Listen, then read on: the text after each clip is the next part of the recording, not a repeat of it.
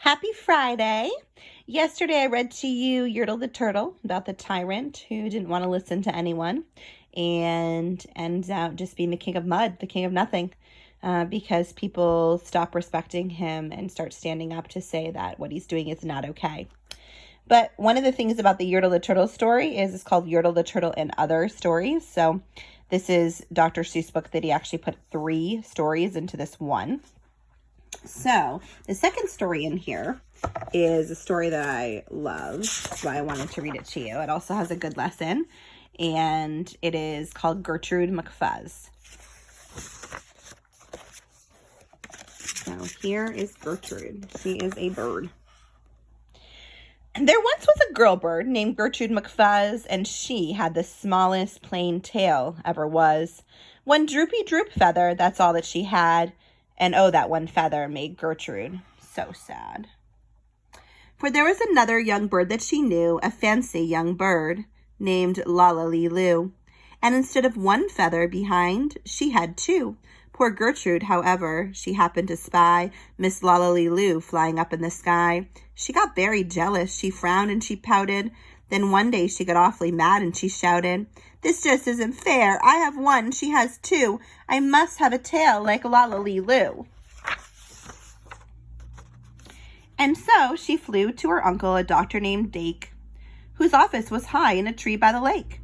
She cried, "Uncle Doctor, oh please, do you know of some kind of pill that will make my tail grow?" "Tut, tut," said the doctor, "such talk, how absurd. Your tail is just right for your kind of bird." Then Gertrude had a tantrums. She raised such a din that finally her uncle, the doctor, gave in, and he told her just where she could find such a pill, on a pillberry vine on the top of the hill. "Oh, thank you," chirped Gertrude McFuzz, and she flew right straight to the hill where the pillberry grew. Yes, there was a vine, and as soon as she saw it, she plucked off a berry. She started to gnaw it. It tastes just awful, almost made her sick, but she wanted that tail, so she swallowed it quick. Then she felt something happen. She felt a small twitch, as if she'd been tapped down behind by a switch. And Gertrude looked round, and she cheered it was true. 2 feathers, exactly like Lala-Lee-Loo. Then she got an idea. "Now I know what I'll do. I'll grow a tail better than Lala-Lee-Loo." Ooh, I'm sensing some greed. "These pills that grow feathers are working just fine," so she nibbled another one off of the vine. She felt a new twitch, and then Gertrude yelled, "Miss Lala has only 2. I have..." Then she yelled, "Wee! Miss Lala has only 2. I have 3. When Lala-Lee-Loo sees this beautiful stuff, she'll fall right down flat on her face, sure enough. I'll show her who's pretty, I certainly will, while I'll make my tail even prettier still." So she snatched up those berries that grew on that vine. She gobbled down 4, 5, 6, 7, 8, 9. And she didn't stop eating young Gertrude McFuzz till she'd eaten 3 dozen. That's all that there was. Now 3 dozen, that's 12. 3 times. So 12 plus 12 is, got it? 24 plus another 12 would be 36. She ate 36 pills.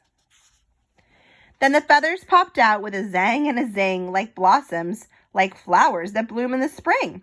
They all fit for a queen, what a sight to behold. They sparkled like diamonds and gumdrops and gold, like silk, like spaghetti, like satin, like lace. They burst out like rockets all over the place.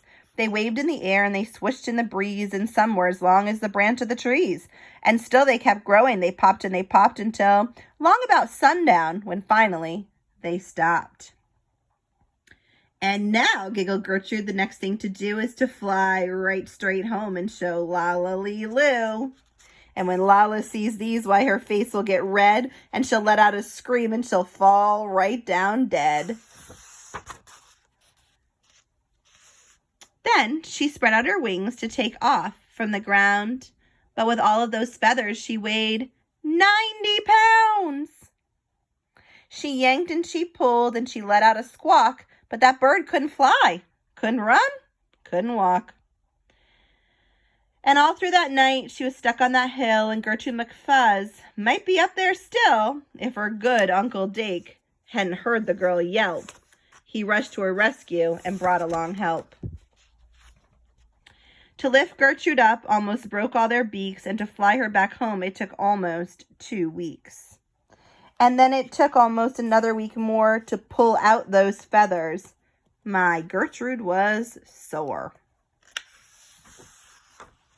And finally, when all of that pulling was done, Gertrude behind her again had just one. That one little feather she had as a starter, but now that's enough because now she is smarter. And think about what made her smarter. She finally learned a good lesson. It's not good to be greedy. It's okay to like things that other people have and even want things that other people have. But to be greedy and to race someone, to try to look better than them, to be able to boast and brag, means that you become so greedy that you end up doing things you shouldn't. She ended out with a very sore bottom from pulling out all those feathers because she got greedy, when one feather is all that her body should have. So a great lesson for today, be happy with what you have and the great person that you are. Have a great day and have a great weekend. Bye.